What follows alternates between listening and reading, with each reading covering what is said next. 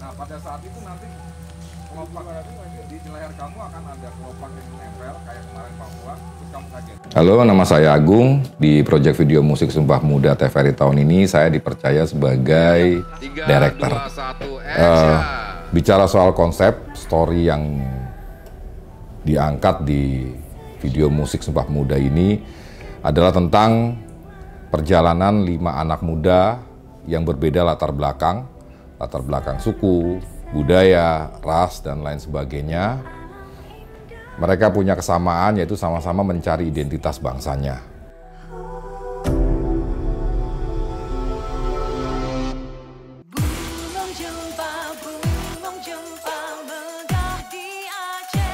Dalam perjalanannya, digambarkan mereka dipertemukan menjadi satu, dan dengan menjadi satu, mereka memiliki semangat persatuan, dan dengan persatuan itu mereka memiliki kekuatan untuk lebih siap menghadapi tantangan di depan mereka. Gitu. Dengan persatuan itu membuat mereka menjadi semakin kuat, dan persatuan itu adalah kekuatan mereka untuk menghadapi tantangan yang ada di depan mereka.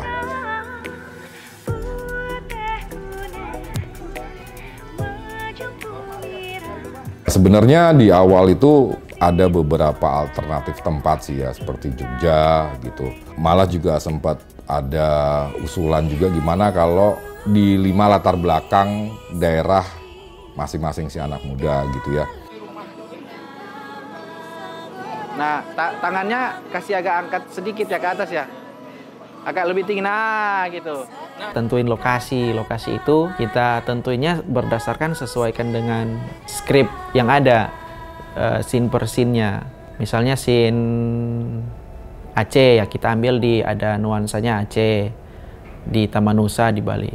Kembali lagi bahwa produksi video musik ini juga tidak memiliki waktu yang panjang, apalagi video musik ini syarat dengan CGI, syarat dengan VFX gitu ya, yang membuat dalam penggarapannya tuh sangat kompleks banget gitu ya.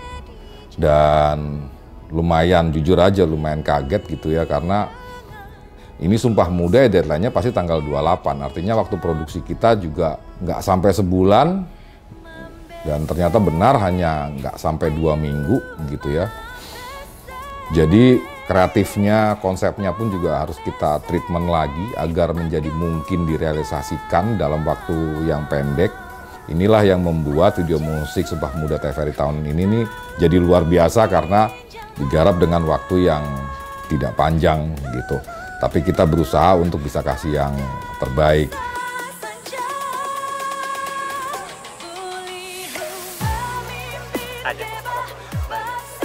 Karena ini video musik kan harus ada penyanyi, harus ada lagu, harus ada yang nyanyi gitu ya. Di awal tuh kita punya beberapa kandidat gitu ya. Tapi setelah kita berdiskusi satu tim, kita merasa bahwa Putri Ayu yang paling pas lah untuk video ini. Sosoknya dianggap bisa mewakili karakter anak muda, dan suaranya juga oke. Dia mampu gitu ya menyanyikan lagu daerah-daerah dengan sangat baik, begitu juga dengan lagu nasional gitu kan, karena nggak semua penyanyi gitu ya, mungkin yang mereka udah genrenya di pop atau apa, nggak semua nyanyi bisa menyanyikan lagu daerah itu, apalagi itu daerah bukan asal-usul dari penyanyi itu dengan baik, dan hasilnya bagi kita sangat maksimal sih di lagunya itu. Katanya saudara, tapi nggak searah. Saatnya belajar dari sejarah. Begitu kaya beda rumput, beda warna, beda suku. Ketika mereka dari yang anak muda biasa-biasa saja dari daerahnya masing-masing dan ketika mereka sudah menjadi hero itu, kita merasa perlu ada vibe yang kuat gitu ya, vibes yang kuat. Mereka harus terlihat betul bahwa mereka adalah hero gitu. Dan di situ kita merasa perlu adanya kebutuhan lagu yang menguatkan cerita itu. Dan di sini kita memilih J-Flow dengan karakter genre hip hopnya gitu ya, dan ada rapnya karena kita merasa bahwa ini vibe-nya bakal kencang banget gitu ketika J-Flow ini masuk dan cocok banget dengan vibe dari hero-nya itu gitu sih.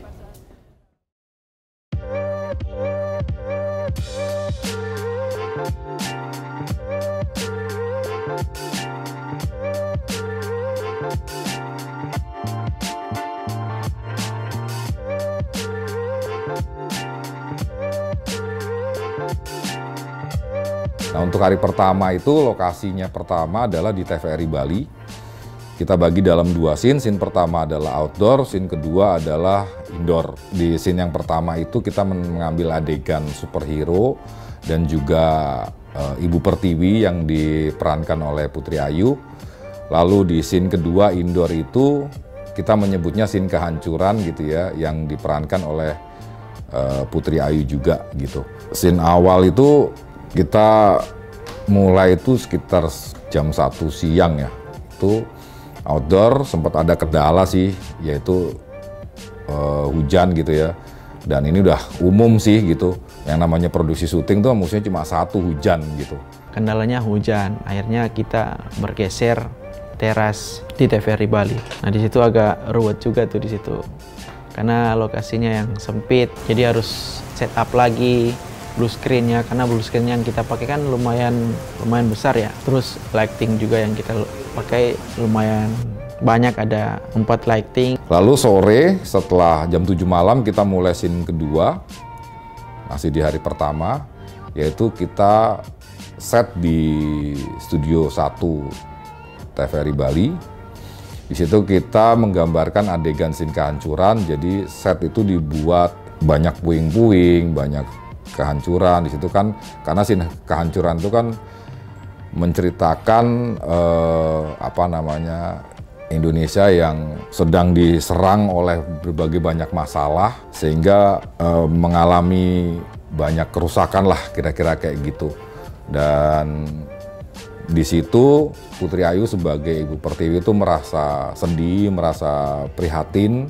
Hitam kulit, keriting rambut, aku Papua. Hari kedua itu, di hari itu jam 4 kita harus jalan karena jauhnya perjalanan ke Bali Barten bisa sampai 4 jam gitu, dengan harapan kalau kita jalan jam 4 itu sampai di sana kita sekitar jam 7, jam 8, jadi on time bisa dilaksanakan tepat waktunya gitu kan. Sampai di sana masih sesuai dengan schedule, jam 8 kita sampai di sana.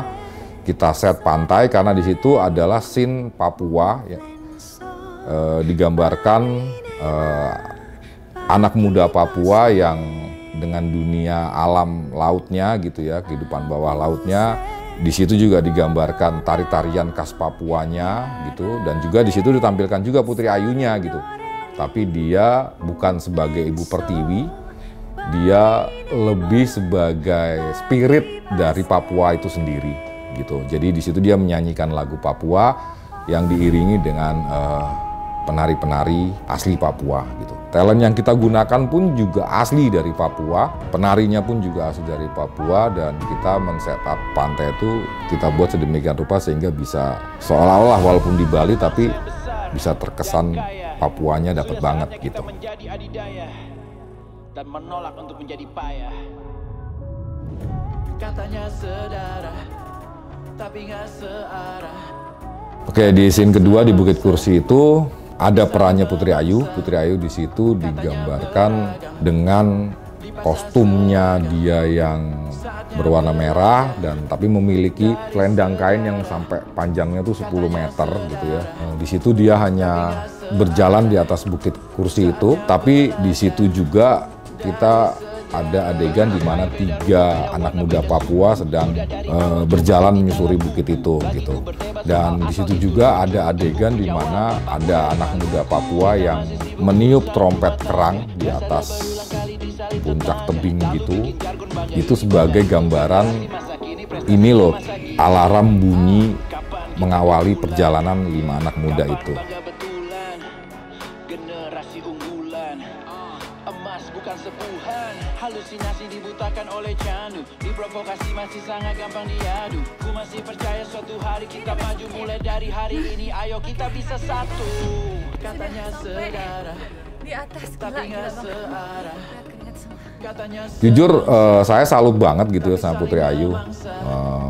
Di balik labelnya dia sebagai artis, tapi ternyata dia nggak nyangka juga sih dia mau gitu mengikuti arahan kita gitu ya untuk menaiki tangga yang sebegitu banyaknya anak tangga dan sebegitu tingginya sampai ke puncak. Dia juga nggak mengeluh dan walaupun perjalanannya lama gitu, tapi dia tempuh dengan happy aja sehingga sampai di atas tuh secara profesional dia tetap bisa menunjukkan performance-nya yang maksimal gitu. Jadi nggak sampai di atas itu bukannya dia lemes, gua habis nanjak gini gitu, capek gini nggak ada keluhan, nggak ada ngambek, nggak ada apa gitu. Jadi sampai di atas ya, yuk mas kita syuting, kita mulai lagi.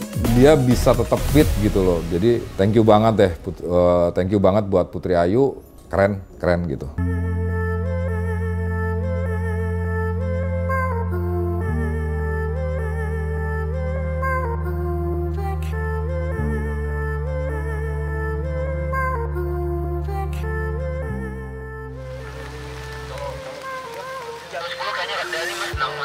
Oke, next lanjut ke hari ketiga ya. Hari 3, apa yang menjadi musuh dari orang produksi syuting ini terjadi gitu loh, yaitu hujan. Hujan pun tiba, sementara kita kita akan ada scene outdoor nih. Yaitu scene pertama kita di Bukit Raya, kita mengambil adegan di depan pohon beringin gitu ya. Pohon beringin yang usianya udah ratusan tahun gitu. Di Kebun Raya Bedugul tepatnya. Tapi ya mau nggak mau, suka nggak suka kita tetap jalan kan, the show must go on gitu loh. Jadi kita ambil adegan Putri Ayu, dia berjalan di sela-sela akar pohon beringin gitu. Tapi nggak lama hujan itu turun dan itu nggak tanggung gitu, deras banget dan sempat bikin kita break, produksi syuting berhenti gitu ya. Lumayan makan waktu lama. Kita juga sempat bingung ini harus gimana gitu ya, karena masih banyak shot-shot yang belum kita ambil. Dan kita juga terpikir juga scene keduanya nanti gimana ini gitu kalau hujan masih belum selesai, karena scene keduanya plan kita ada di hutan Sangeh. Tapi udah deh, kita pikir selesain aja dulu yang scene 1 ini, kita tunggu hujan reda. Jadi setiap kali hujan reda, walaupun masih gerimis, hajar, ambil gambar gitu. Terus berhenti lagi, reda, gerimis, hajar. Membuat kita juga jadi berpikir apa mungkin nih kita ke hutan Sangeh gitu, pasti di hutan Sangeh hujan juga gitu kan. Nah lalu kita berkoordinasi dengan orang yang ada di hutan Sangeh. Ternyata di sana bukan sekedar hujan lagi gitu, ternyata hutan Sangeh itu banjir.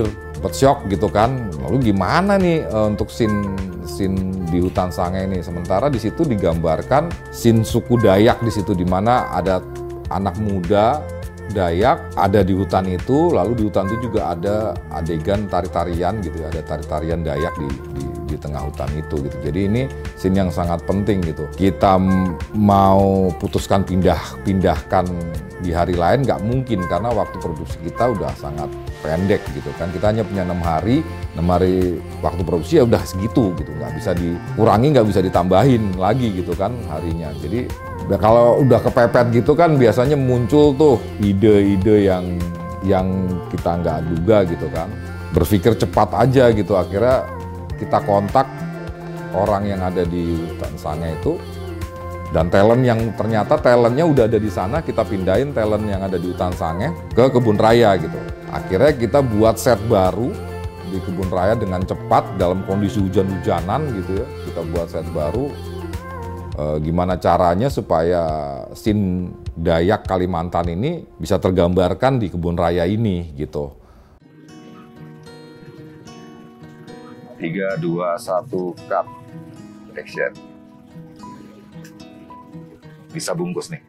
Bisa bungkus. Oke, berlanjut ke produksi masuk ke hari 4 ya. Hari keempat ya seperti hari-hari sebelumnya produksi dibagi dalam 2 sesi, dalam 2 scene gitu ya.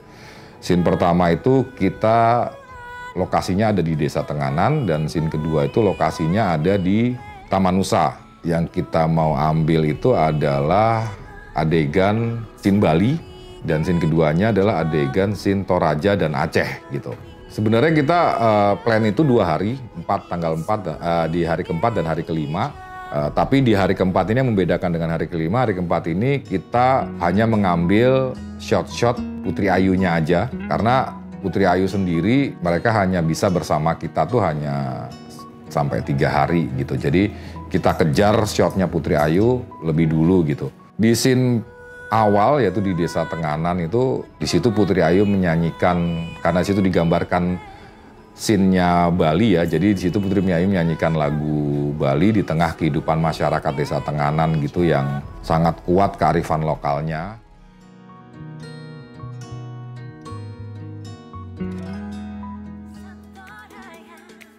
Oke, lalu scene kedua kita pindah lokasi ke Taman Nusa. Di Taman Nusa juga kita mengambil shotnya Putri Ayu, dia ada di scene Toraja dan di scene Aceh gitu ya. Di situ lagi-lagi kita terkendala hujan lagi yang membuat kita break cukup lama gitu dan lumayan membuat waktu produksi kita jadi pendek. Sehingga praktis di 2 lokasi-lokasi di scene Toraja sama Aceh itu waktu produksi kita sangat pendek, kejar-kejaran banget. Tapi bersyukurnya bisa maksimal sih. Jadi aku mulai hari pertama tanggal 4, terus sampai ini udah hari keempat tanggal 7. Sejauh ini syutingnya puji Tuhan berjalan lancar. Terus semua orang-orangnya juga baik. Kita bekerja sama dengan baik. Walaupun kita juga lelah pasti karena kita dari pagi ke malam, besok langsung paginya lagi, belum perjalanan jauh juga. Tapi semuanya enjoy dan semuanya memberikan yang terbaik untuk proyek ini. Sebenarnya semuanya sih bagus ya. Bagus, cuman mungkin scene favorit adalah yang di Taman Buraya sama mungkin di sini. Nah ini juga bagus scene-nya. Scene yang paling susah mungkin adalah yang di pantai. Waktu di Gilimanuk tanggal 5. Nah itu karena aku harus naik perahu sambil berdiri gitu. Jadi untuk jaga keseimbangannya supaya nggak goyang-goyang sambil di syuting, sambil harus bisa stay ngelawan gelombang-gelombang itu. Jadi itu paling susah sih gitu. Harus jaga ekspresi juga kan. Arti Sumpah Pemuda adalah bahwa kita pemuda, kita sudah merdeka dan harusnya kita lebih bisa menyuarakan kebebasan kita dengan karya-karya yang positif ya, dengan opini-opini yang positif, bermedia sosial yang baik gitu. Jadi harusnya pemuda-pemuda kita semua berkarya dan menggunakan semua kecanggihan kemajuan teknologi yang ada sekarang itu untuk membangun negara.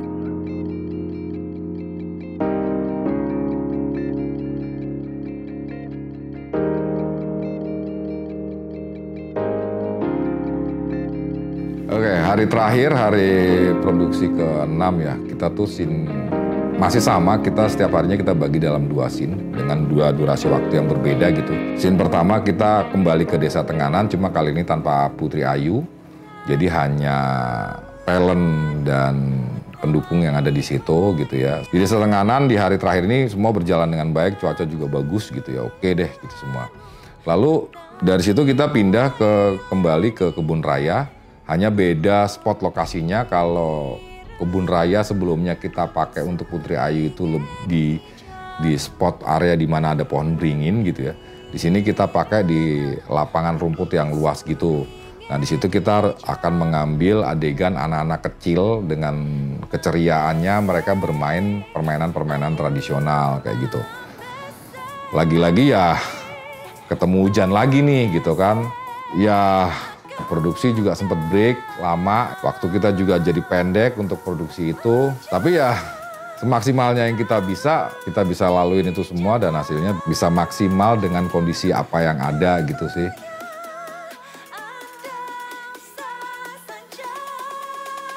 Sebetulnya kebutuhan gambarnya itu kita bukan anak yang berakting gitu ya. Dia harus berakting seperti kayak kita mau bikin filler atau drama gitu. Jadi kebutuhan gambarnya adalah kita perlu ekspresi anak-anak, keceriaan, gembiranya aja. Jadi kita nggak punya kesulitan dalam mengarahkan mereka. Karena begitu mereka ketemu dengan permainannya, mereka udah tergambar keceriaannya di ekspresi mereka masing-masing gitu kan. Tinggal kamera aja yang mengambil ekspresi mereka secara candid gitu. Ya kita hanya mengarahkan di mana lokasi mereka bermain ini, di mana lokasi ini. Ada yang bermain egrang, ada yang bermain jaran pisang atau kuda-kudaan dari pisang itu. Lalu juga ada anak-anak yang bermain gasing gitu kan, mewakili dari khasnya Sumatera. Lalu juga ada anak-anak yang main lempar sarung gitu.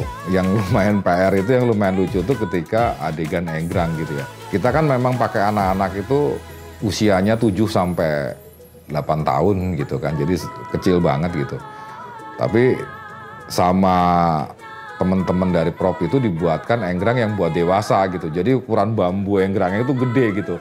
Akibatnya anak-anak kecil ini susah gitu pakai enggrang itu kan. Karena apa? Kaki mereka nggak bisa menjepit bambu yang ukuran buat dewasa itu gitu. Dan tuh dalam kondisi gitu tuh biasanya kan udah kacau balau selalu ada. Biasanya selalu terjadi hal-hal yang baik yang kita nggak duga ya.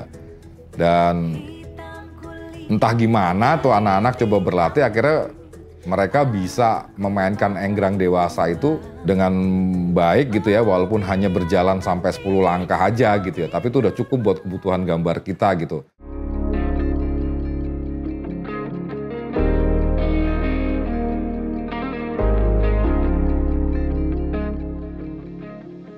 Produksi di Bali dengan segala keseruannya yang menurut saya lumayan memacu adrenalin gitu ya, dengan segala ketegangannya, dengan segala cerita di balik itu semua gitu ya. Tantangannya itu akhirnya selesai. Lalu kita kembali ke Jakarta, 6 hari kemudian kita akan ambil scene yang hari Minggu. Dan hari Minggu itu kita buat dalam 2 scene dengan durasi waktu yang berbeda. Jadi scene awal itu kita ambil gambar di Bundaran HI berbarengan dengan Car Free Day gitu ya. Sekarang 5 pemuda itu membuka VR, mereka itu udah di dunia nyata. Kalau kemarin itu masih kayak imajinasi, masih ilusi. Sekarang itu mereka hadir nyata di dunia nyata, dia muncul di Bundaran HI. Setelah selesai dari Bundaran HI, jam 1 siang kita ambil scene indoor. Lokasinya ada di Auditorium TVRI. Scene-nya adalah scene panggung kekuatan gitu ya, di mana di situ akan tampil J-Flow menyanyikan lagunya gitu, dan juga akan tampil juga 5 anak muda dengan karakter superhero-nya, lengkap dengan kostum superhero-nya, juga ada dance kontemporernya, juga ada atraksi 2 orang fire dancer gitu. Itu kita lakukan di panggung dengan set lampu yang glamor, megah kayak gitu. Di situ J-Flow menyanyikan lagu ciptaannya sendiri yang benar-benar baru dibikin pada hanya untuk momen itu aja sih gitu. Jadi baru banget tuh, lagu-lagu baru banget dan lagunya itu keren gitu. Sebenarnya inspirasinya pasti hip hop ya. Gue sebagai musisi yang bergenre hip hop, waktu dengerin part-part yang lain, gue merasa di bagian situ pas untuk dikasih dinamika biar ada sedikit beda, tetap ciri khas gue keluar, tapi juga masih sefrekuensi sama yang lain, lagu-lagu yang lain. Ada lagu daerah, ada lagu nasional Indonesia, dan gue cuma mau ngasih spirit, ngasih semangat di part itu supaya ada kritik, ada semacam wake up call gitu ya, biar kita semua tuh melek, bangun, sadar, tapi juga masih ngasih optimisme di belakangnya. Dan di situ perannya J-Flow itu dia adalah sumber kekuatan bagi para superhero gitu. Jadi lagunya dia adalah memberi kekuatan bagi 5 superhero. Itu sih. Sumpah tuh berarti komitmen ya. Jadi benar-benar komitmen, kontrak sebagai anak muda Indonesia. Ini nih yang komitmen kita buat Indonesia, buat Ibu Pertiwi. Dan menurut gue emang harus selalu direvisi ya. Jadi konteks di 1928 waktu Kongres dengan hari ini 2022, kayaknya harus kontennya ada yang juga kita sesuaikan walaupun spiritnya tetap sama gitu. Kalau dulu konteksnya adalah tahun 28, belum proklamasi, makanya kita bersumpah nih bahwa kita nggak akan mempertentangkan bahasa apa yang harus dipakai. Kita sepakat menjunjung tinggi bahasa persatuan. Kita sepakat bahwa kita satu darah, satu bangsa. Di 2022 isunya agak beda gitu. Komitmennya adalah anak muda Indonesia harus bisa berkarya, bikin Indonesia bangga, dan nggak ngeributin hal-hal kecil remeh-temeh lainnya. Harus fokusnya ya bikin sesuatu yang keren, bikin sesuatu yang baru, inovatif, dan itu tadi global competition.